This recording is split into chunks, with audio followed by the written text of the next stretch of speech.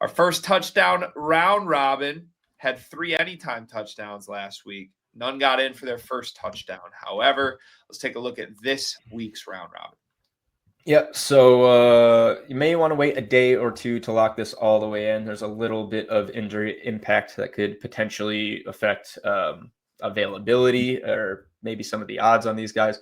Only one of them has like a injury designation himself, but as far as other players, excuse me. So let me pull these up here. First off, we got Rico Dowdle. He's the only one with the injury designation, banged up his quad, I believe it was, in week 9. But he gets a Saints rushing defense that is bottom 10 in the league. Saints have not scored the first touchdown since week 1. Third highest first touchdown probability of the entire week here. 4 touchdowns since taking over in week 5. 16% probability. Dowdle is our top guy here. Next up, Quinshon Judkins at 15%. We talked about this game earlier. He's a workhorse. The Browns defense should keep the Jets out of the end zone at least for a while. He's broken 4 long runs of 30+, which is tied for the most in the league with Jonathan Taylor and Derrick Henry. So, they don't even need to get all the way down into the red zone for Judkins to find his way in. And then we're going to switch to 3 receivers here. Amon-Ra St. Brown, your guy, Greg, 12%. Seahawks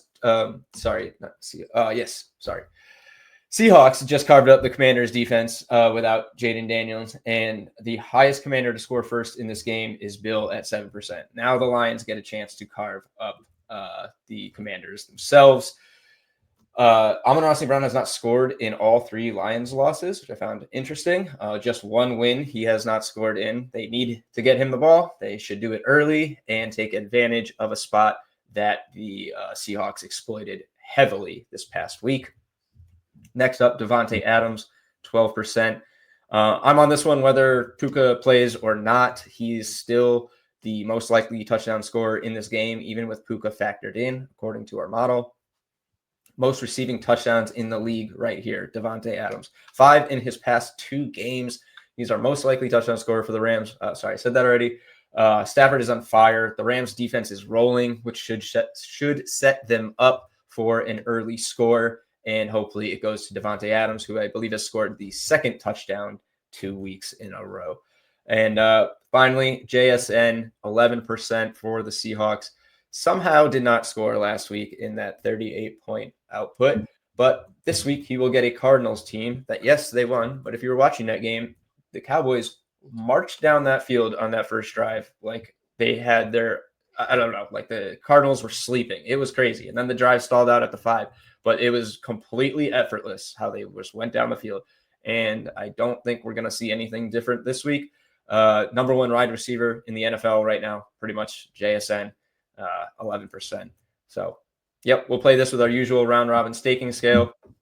It's also plus 1,700, a very attractive anytime TD parlay. All 5 of these guys are 47% probability or higher. That's JSN the lowest on that. So, pretty good spots for these guys. Pretty good data from the model, and hopefully this is the week we get a couple more.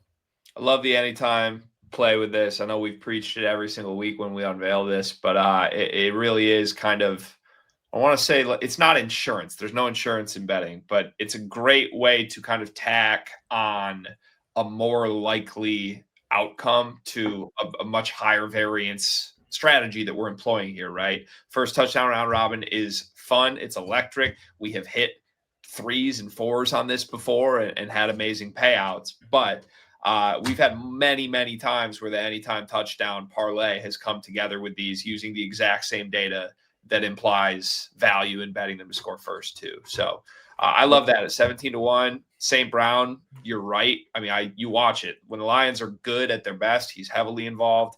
And with how Seattle just carved up Washington, I mean, there might be some value on some long shot Lions to find the end zone in that game, let alone their best receiver.